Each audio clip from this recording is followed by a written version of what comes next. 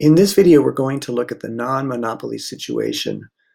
Recall in the previous video, we were looking at a situation where we make an assumption that we have a monopoly in the market for our product.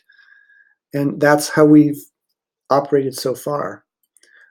In that case, we saw that since we had a monopoly, we are the ones that are able to set the prices as we wish and are therefore called the price makers. Because we get to set the price, we have no competition. So we can set the price based on what's going to maximize profits for us. And in that situation, we looked at the consumer surplus. However, what if we assume that we no longer have a monopoly anymore? In that case, we have to take the price that the market dictates due to competition. In other words, we can't just set the price that we want, right? We have to take the price that the market dictates to us due to competition that's out there. And so we're called the price takers rather than price makers. In this situation, we're going to need to incorporate into our thinking what's called the supply curve. And we haven't looked at this yet because a monopoly does not need to consider a supply curve. It makes no sense.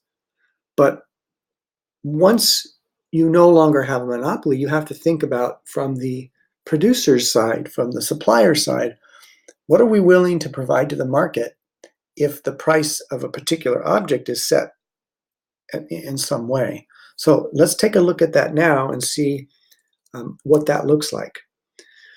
We're going to assume that we have now a supply curve which looks like S of Q equals P. Now, that looks a lot like the demand curve format. We said D of Q equals P. So the variables Q and P still mean the same thing. This is quantity, this is price. But now, because this is the supply curve, this is going to give us the relationship between the quantity that the producer is willing to supply at a specific price.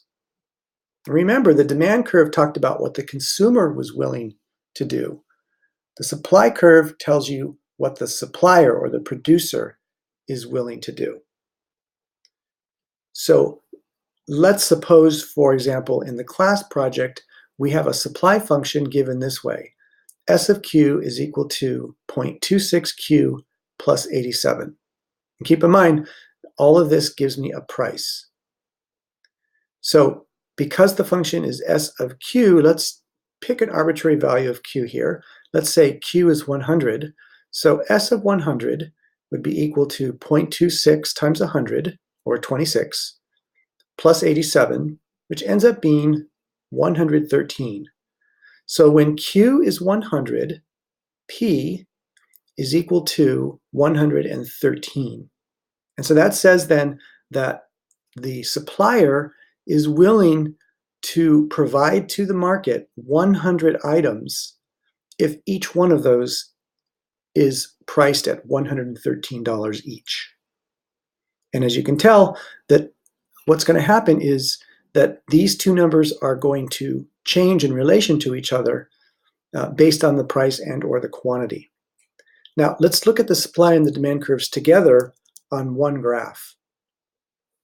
Here we have the demand curve for the class project, which is the red polynomial that we've seen before. And here we have the supply curve, which is this purple straight line, because the supply curve, as we saw before, was just linear. Where the demand and the supply curves intersect is called the equilibrium point. We're going to label that Q star, P star. Now this is different than Q plus and P plus. Q plus and P plus were the quantity and price that maximize profits. But now this notation tells us where the equilibrium point is for the supply and demand curves.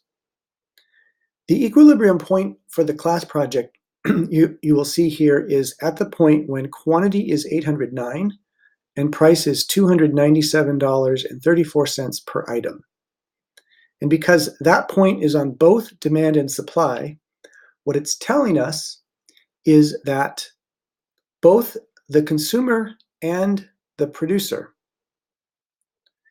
will and are willing to supply and purchase 809 items at this price, and they match.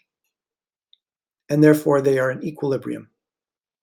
All right, so if you looked at a different quantity like 500, then you can see here that the producer is willing to provide to the market 500 items at this price over here. And the consumer is willing to purchase 500 items over at this price over here. So you can see those are not the same. So at 500 items, supply and demand are not in equilibrium because the prices, the corresponding prices for each of the supplier and the consumer don't match. It's only here when the quantity and the price equal each other, both equal each other, where we are in equilibrium. So that's the idea of looking at supply and demand together and what the equilibrium point means. So now let's keep going and say, let's suppose the price for our item is no longer at the price that optimizes profit for us. We can't set that price. We're not the price makers anymore. We have to take the price that works best, and in this case, we'll assume that's the equilibrium point, Q star P star. So it's this point that we just saw. Right? Now, let's take a look at producers who are to the left of that point.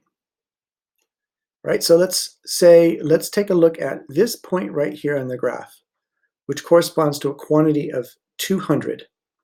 The producer is willing to provide 200 items at this price right here. Right? So what is that price? That's about, what, $140, let's say? So the producer is willing to send to the market 200 of these items at a price of about $140 each. However, if we're in equilibrium, then consumers are actually willing to spend a whole lot more for it. They're willing to spend about $297 for it. So we're actually going to get $297.34, even though we are willing to take a lower price. And so this difference at this particular quantity and price point represent a surplus to us as the supplier. We are essentially making more money than we expect to, because we can get more, $297.34, than we're willing to take for this quantity.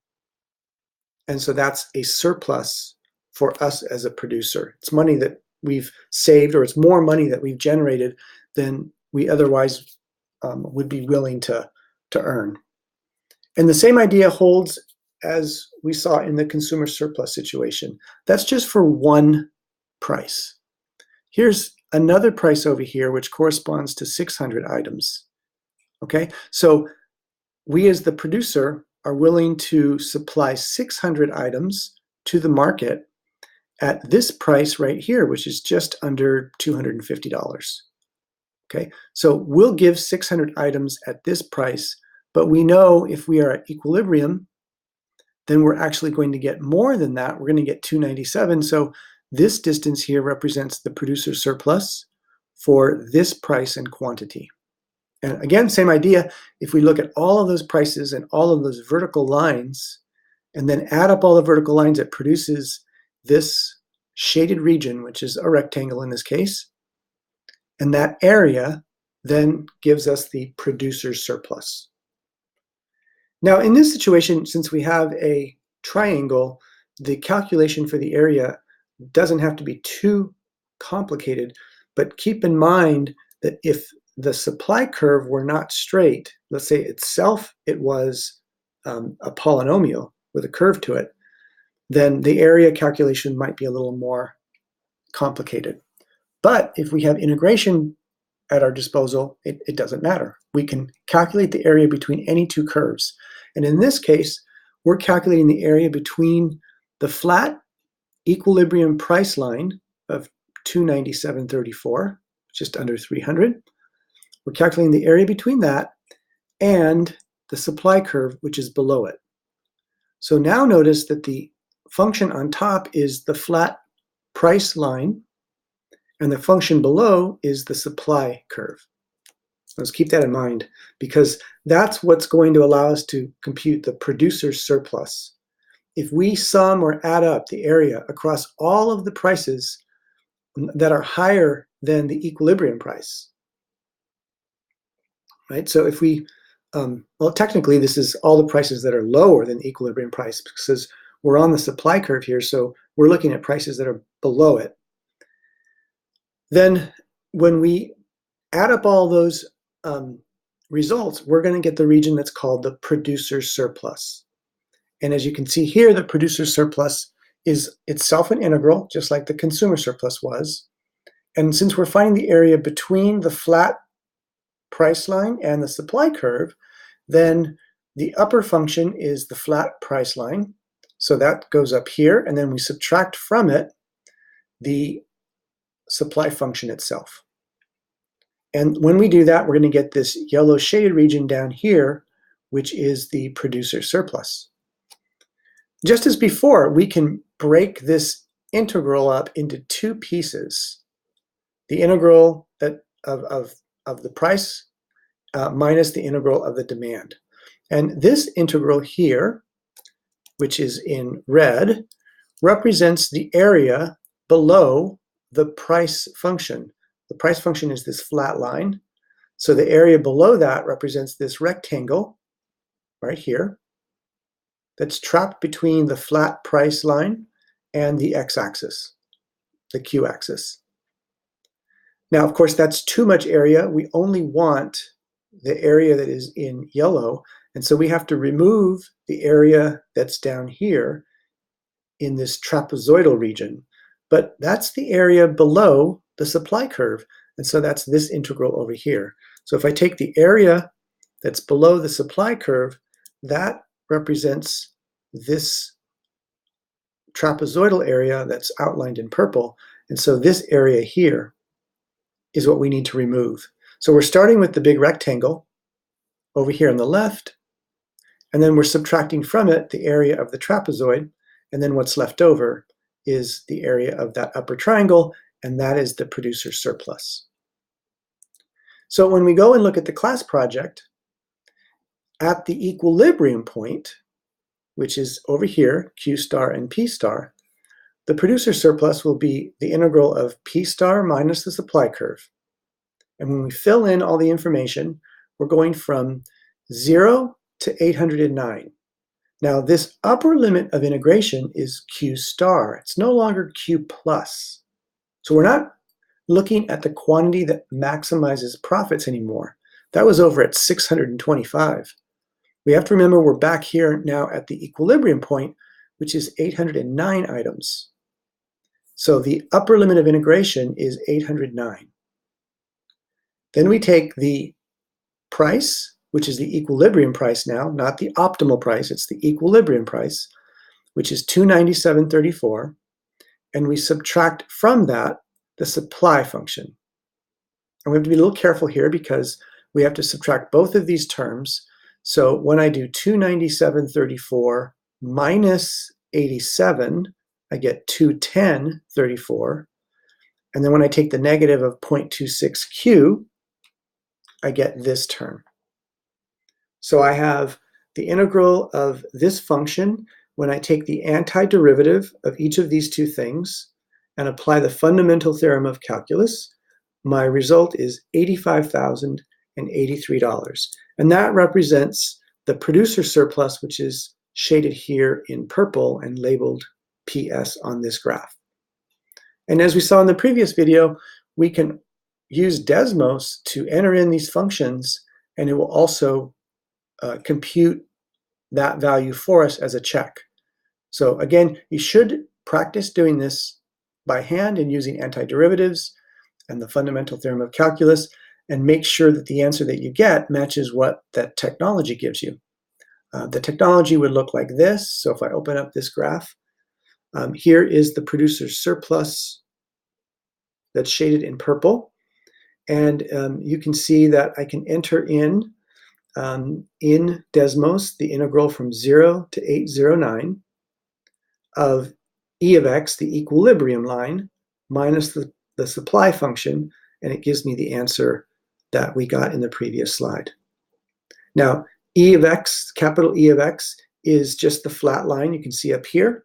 Let me highlight that for us. E of x is just the flat line, which corresponds to the equilibrium price of 297.34. And so that's this vertical line that goes across and is dotted. And then if I subtract from that, the supply curve, S of x, is defined up at the very top to be the supply curve of 0.26x plus 87, and that's this purple line that's moving across the screen this way.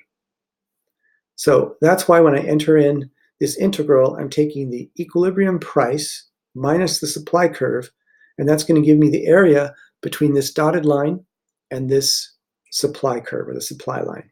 And the result is 85,082.53. So that would be about what? $85,083 when I round to the nearest dollar, and that's what I'm getting over here.